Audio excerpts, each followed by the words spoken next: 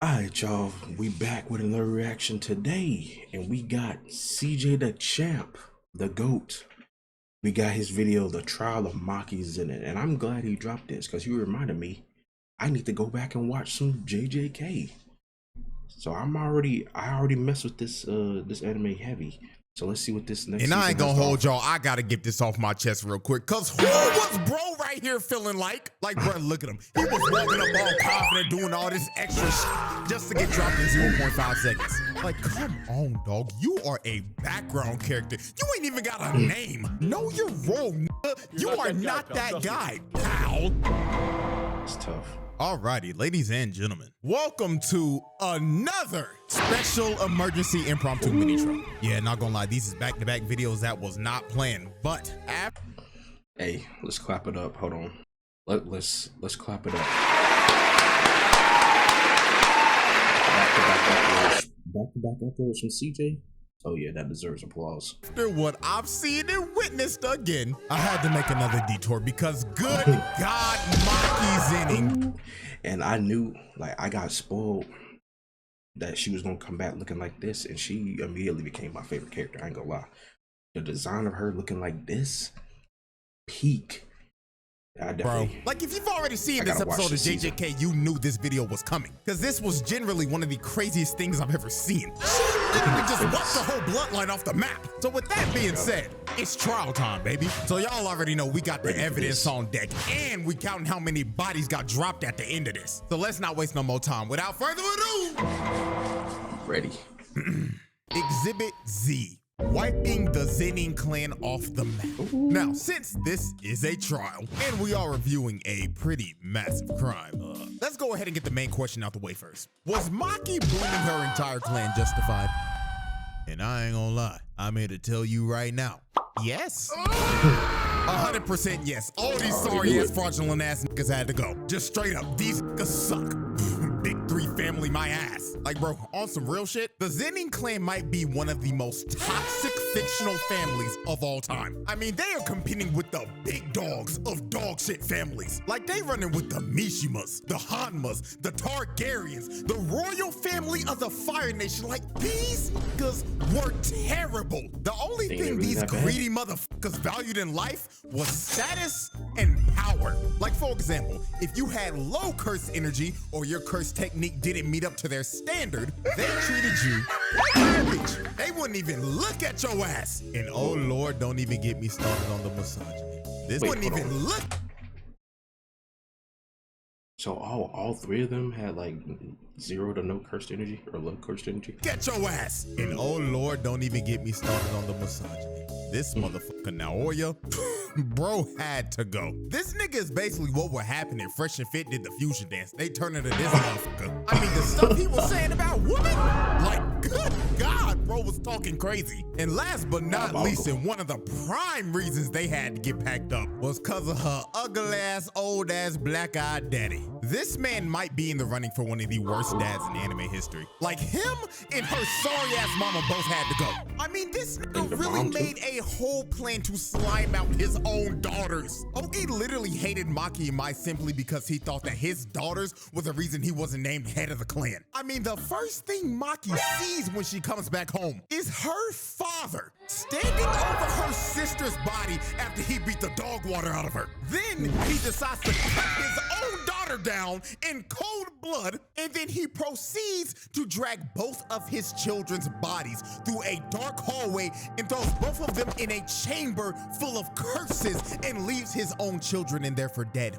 These niggas had to go. Every last one of them. Because these motherfuckers were generally terrible people. So when Mai told Maki to destroy it all and sacrifices herself because her literal existence was nerfing Maki because of the whole identical twin thing in JJK. This was the last day on Earth for the whole sacrifices herself to terrible people. So when Mai told Maki to destroy it all and sacrifices herself because her literal existence was nerfing Maki because of the whole identical twin thing in JJK.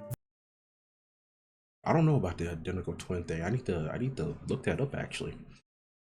So with her being identical twins, Maki's just nerfed. Like, she's not as powerful as she should be. Was this explained in the older seasons? I need to go back. This was the last day on Earth for every last person in the Zenin compound that day. Because since Mai took all the curse energy with her when she passed, it left Maki with none. And with the heavenly restriction that she has, she basically got a game-breaking buff and became a physical freak of nature, just like her deadbeat uncle. So the first victim of Maki's massacre was her bum-ass deadbeat dad. And she made quick work of his sorry ass. Hell, he was so scared when he felt her aura, this nigga thought Toji came back from the dead like the Undertaker. But nah, bro charged up his attack just for Maki to hit him with a I like it, Koji. Ooh, just like that? Took his scalp. Took the nigga's dome piece off. Yo. That's insane. After she dropped off her sorry ass pops, next up on the chopping block were the Kukuru unit. And this is the moment where Maki turned into the bride. Cause the way she was dicing these niggas up really had me thinking I was watching the anime adaptation of Kill Bill. Now let's set the scene. After her pops got a fresh lineup, the whole compound ended up going on lockdown, and Maki ended up getting surrounded by the Kukuru unit. A bunch of nameless Zenin clan NPCs with no curse techniques that ranks were filled up with a bunch of bald niggas and motherfuckers with butts cause that have never had a tip fade or a lineup ever in their life. But luckily for the Kukuru unit, they were surrounding the best barber in Jujutsu society. So a bunch of them end up running at her, but she swings once and gets a quadruple kill. Then after she drops the first four, she just casually starts to walk down these niggas. Look at this one kill. She cuts both of his arms off and sliced them down the middle. And while she was mid-air, she hits his sword and it went straight into this dude's neck. So after she wiped out the first wave of dudes, this one bald nigga, and I ain't gonna hold y'all, I gotta get this off my chest real quick, cause who was bro right here feeling like? Like, bro, look at him. He was walking up all confident, doing all this like extra somebody. shit. He's like he was gonna try to get 0.5 seconds. Like, come on, dog. You are a background character. You ain't even got a name. Know your role, nigga. You are not that guy, pal. So after this bald nigga lost all of his aura, Maki just continued to brutally murder everyone in sight. Nobody in that room was safe. At least one of these people had to be smart enough to be like, yeah, I'm a dip. I'm not gonna lie. They were tripping all standard. On these niggas so hard the screen turned gray and black, just like when the bride ripped the dude's eyes out. Now as she continued to cut everyone down, we get to one of her most brutal kills. She drops down like she's about to do a hell sweep, but she kicks this dude in the gut. And yo, she did Reina's electric wind god kick, bro. This kick was about to do a hell sweep. That was Reina's kick. This dude in the gut. And this kick was so hard, it literally made this dude's head explode. Yeah, not gonna lie, if I'm one of these dudes and I just saw one of my homies go out like that, I'm gonna be real, I'm hopping on a plane and I'm leaving Japan ASAP. Cause I'm not about to lose my life for this shit, gang. A nigga's head just exploded. You got me f***ed up. So after she just exploded bro's cranium, these two come in and swing, but they get instantly decapitated. Then this one tries to attack her, but she hits the limbo and gives this nigga one of the nastiest side eyes. She really looked at bro like, are you serious, my brother? Then cuts his sword in half. And while bro was just left in disbelief, he had no time to think about his next move, cause he ended up getting split in two. Then she ends up jumping up top. And look at this brother right here. You can tell just by the look in his eyes that he done already doodled his pants. And he's regretting his entire life right now. Bro is probably in his head cursing his parents for birthing him in this family. Maki ends up cutting them all down and painting the wall red, and finally puts that one guy out of his misery. Then she ends up pulling off one of the sauciest sequences in anime history. She jumps down and starts sliding on the blood and booze like 10 niggas. Then while she was still sliding, one dude tries to hit her, but she ends up hitting the limbo again and ends up transitioning into a bicycle kick and snatches bro's ankles. Then the last guy in the sequence got done the dirtiest out of everyone. She slid on the blood while standing upright and pulled up in front of this dude's face. And she stared into his soul and hit him with a... Hand me the black amount. Not the 1-inch punch. Not gonna lie, this might be one of the most disrespectful moments of all time, simply because of how nonchalant she was while doing this. She really slid on the blood and passed by both of these niggas and singled the dude out specifically, just to hit him with a 1-inch punch and send him flying. Like, that is just flat out ridiculous. So she runs up to this one dude. She did it just because. Just like Anakin did to Count Dooku, as she cuts his hands clean off and disarms him. And while this dude was screaming in pain, his sword that ended up flying landed on top of this dude's dome. Dude wasn't even expecting it. Poor guy died because of collateral damage. So as Maki continued to cut down the last wave of Zenin NPCs, she decides to finish him off with a Devil May Cry combo. She starts to swing and chop up every nigga in the room. So when she finally stands upright, everybody else in the room drops dead. And with that, Maki just casually dropped off the entire Kukuru unit that consisted over 100+ niggas. That was only over 100 people in that room in about 2 minutes. That's just pure wicked work right there. So after the Kukuru unit was wiped out, we move on to our next set of victims, who were known as the Hei. Now the Hei consisted of the strongest sorcerers in the Zenin clan. All these dudes were semi-grade 1 sorcerers or higher. So on paper, these niggas should not be bums. But Maki didn't give a damn who they were, cause she was here to expose these bums for the frauds that they were. So the first thing that she does is instantly speed blitz Nobuaki, the captain of the Kukuru unit, and she wasted little to no time on his sorry ass. Bro tried to lunge in to attack Maki, but she closed the distance in like 2 seconds and cuts his sword into pieces. Then she ripped his throat out, and the front piece of his sword that ended up getting broken off flew back and gave him in the back of the head. Not gonna lie, this has to be her most brutal kill in this whole case, because this was just flat out disgusting. She really just grabbed him by the neck and ripped out his trachea. And while dude was bleeding out and gasping for air, his own sword hits the reverse and throws him in the head. Like, good God, that is just pure brutality. So next up was the old man with the mohawk. And just look at him in this frame. You know damn well his old ass didn't know what the hell was going on. Unk had no business being here. Maki was so fast, she popped up in his face for a good 2 seconds. And you see his death from his POV. Maki ripped his eyes out and crushed them in front of him.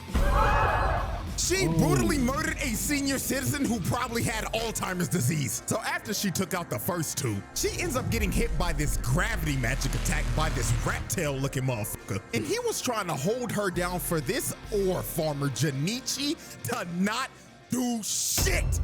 Now, I ain't gonna lie, I'm gonna be 100% real with y'all. This Junichi nigga had my ass fooled, I ain't gonna lie. I thought he was gonna be one of them ones. I mean, look at the nigga. How he's walking. He looked the part. He looking like Uvo from Hunter x Hunter. He was Toji's brother, for Christ's sakes. Really? He was gonna be Uvo from Hunter x Hunter. He was, look at the nigga. He looked. That's Toji's brother. The part. He looking like. Let's get to the slaughter. Let's see how he gets dropped.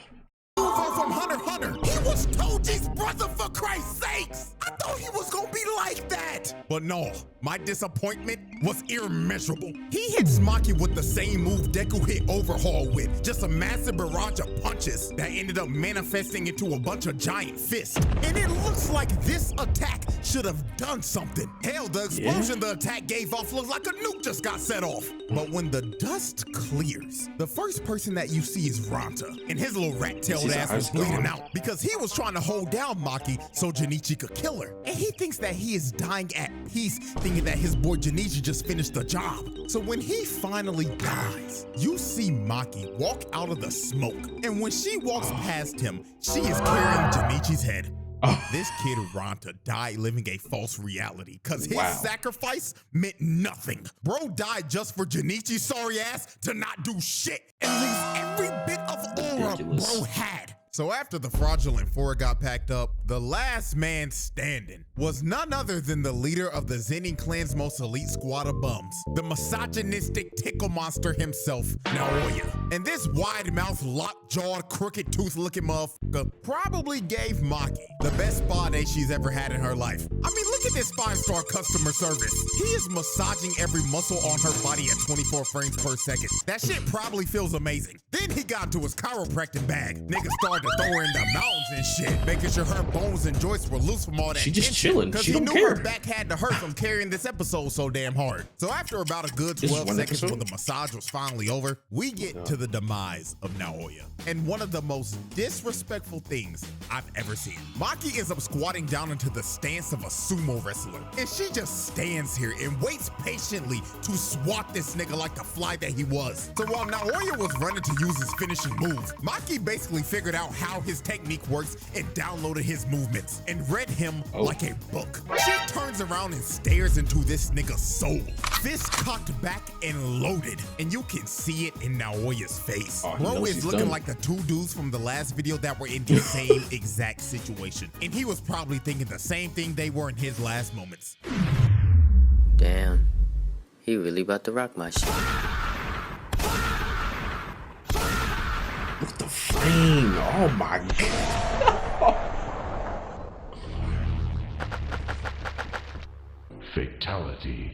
And with his face caved in and skull shattered, the strongest misogynist in history was cooked. And now, ladies and gentlemen, we have reached the final on-screen victim of the Zenin clan massacre. And it was none other than her sorry-ass mama. And the way she killed her was actually very unsettling. She was basically walking around and playing hide and seek with her while calling out "mother" in a tone that felt like she was just trying to talk with the intentions of killing her. She was moving like an actual serial killer. So when she finally found her, you can just see the terror on her face because her own daughter that she treated like garbage was about to take her life. And Maki didn't even hesitate to do it. She slit her throat and that was that. Ball game. Now let me give her sorry ass mama a little credit. She did make sure to send Naoya's two-faced Harvey Dent looking ass back to the lobby with the rest of the family. But with that though, every single member of the Zenin clan that was at the compound that day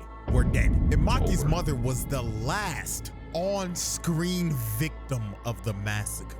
Now I say last on screen because guess what? Job's not finished. Because when Maki said destroy it all, she really meant destroy it all. Because after she massacred everybody at the compound that day, she went off and boomed every other Zenin clan member that wasn't there that day. What? She took every last one of these niggas. She took a trip, nigga. You wasn't even safe if you wasn't even at the compound that day. She still found those niggas and killed them. And she completely eradicated the entire bloodline to the point where they ended up getting kicked out of the big three families and their entire family legacy was ruined. Now, last thing to complete this entire exhibit, let's estimate how many people she actually killed. Now, with the resources we got, we can make a pretty good estimate. So let's look at this family photo right here. Okay. I have a question. Maybe this is gonna happen, or it might not happen in the later episodes. Will she end up going after Fushiguro? Or nah? Or is he technically not a Zenin anymore? Every person in this photo besides Naobito got killed by Maki. And that would be a total of 112. And adding her sorry ass mama, that's 113. Now let's look at everybody that was not at the compound. She killed the other 6 members of the Hay that weren't there of 112. This photo besides Naobito. What about the old man? Is she gonna kill him too? Got killed by Maki. Because technically the job ain't done. And that would be a total of 112. And adding her sorry ass mama, that's 113. Now let's look at everybody that was not at the compound. She killed the other 6 members of the Hay that weren't there that day, 9 members of the Akashi, and 21 other members of the Kukuru unit. So if we add in those other bodies, she dropped off 149 of these niggas. Oh my goodness! Now this is not a confirmed number, this is just my estimate. But not gonna lie, that is one wicked kill death ratio. And with that, ladies and gentlemen, that is an easy pass. Light work, no reaction. She really exposed how fraudulent the Zenin clan actually was. Like, it's actually hilarious when you look at this. This clan prides itself off of cursed techniques and cursed energy. And the fact that all these grown-ass men got wiped off the map by a 16-year-old girl that didn't have a drop of that shit is hilarious. Oh my God. Their legacy is cooked. And you know, all this No could have been Christian avoided energy. if they She just just listened to walked Naruto's will. But hey, they can all have that conversation down there while they burning in hell. Also, for the crime, not guilty. Them niggas had to go. Free Maki, nigga. So with that being Factual. said, hope y'all enjoyed. Like, subscribe, all that good stuff. And until next time. Oh my god. Such a fire video. Alright, y'all, that does it for this reaction. I hope y'all enjoyed, because I know, I for sure know I did. And I'm about to get up out of here and catch up on some JJK. I'll catch y'all in the next one. Peace.